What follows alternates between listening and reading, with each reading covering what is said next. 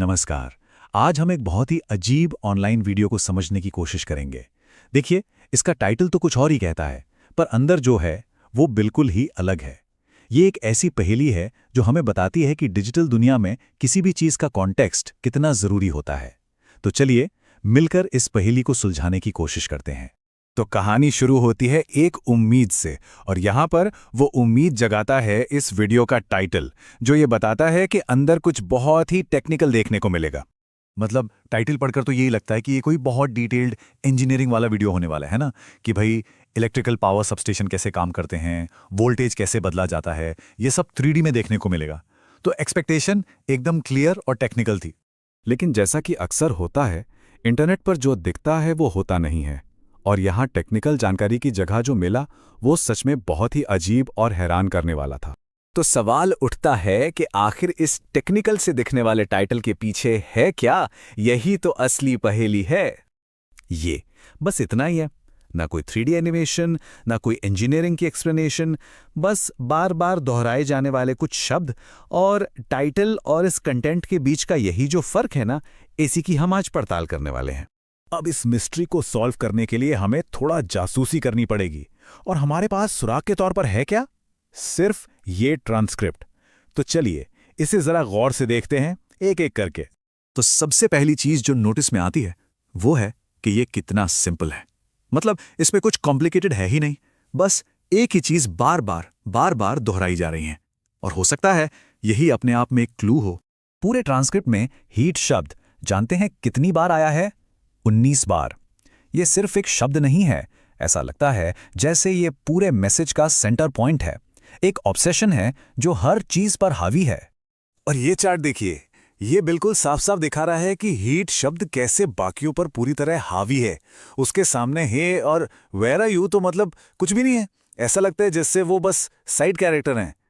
लेकिन हाँ, इन दूसरे शब्दों पर भी गौर करना जरूरी है। हे, वेर आर यू, ये शब्द सुनकर ऐसा लगता है ना जैसे कोई किसी को बुला रहा हो या कुछ खोज रहा हो। ये चीज इस मिस्ट्री को और भी इंटरेस्टिंग बना देती है। तो ठीक है, हमने डेटा को तो देख लिया। अब अगला कदम, क्या इस अजीब से ट्रांसक्रिप्ट और उस टेक्निकल से वीडियो टाइटल के बीच कोई कनेक्शन हो सकता है? चलिए पता लगाते हैं। यहां पर ना दो बिल्कुल अलग दुनियाएं टकरा रही हैं। एक तरफ है इलेक्ट्रिकल पावर ट्रांसफॉर्मेशन जैसी कॉम्प्लेक्स इंजीनियरिंग की बात, और दूसरी तरफ एक बहुत ही सिंपल सा शब्द, हीट, मतलब गर्मी। तो सवाल यही है, क्या इन दोनों के बीच कोई कनेक्शन है भी? और शायद यहीं पर हमें एक लिंक मिलता है। देखिए, जब भी एनर्जी एक फॉर्म से दूसरे फॉर्म में बदलती है, जैसे कि एक सबस्टेशन में वोल्टेज का बदलना, तो गर्मी तो पैदा होती ही है। ये तो फिजिक्स का बेसिक रूल है। द पॉइंट ये है कि यही सबसे लॉजिकल एक्सप्लेनेशन लगता है। भले ही थोड़ा अजीब है, पर लॉजिकल तो है।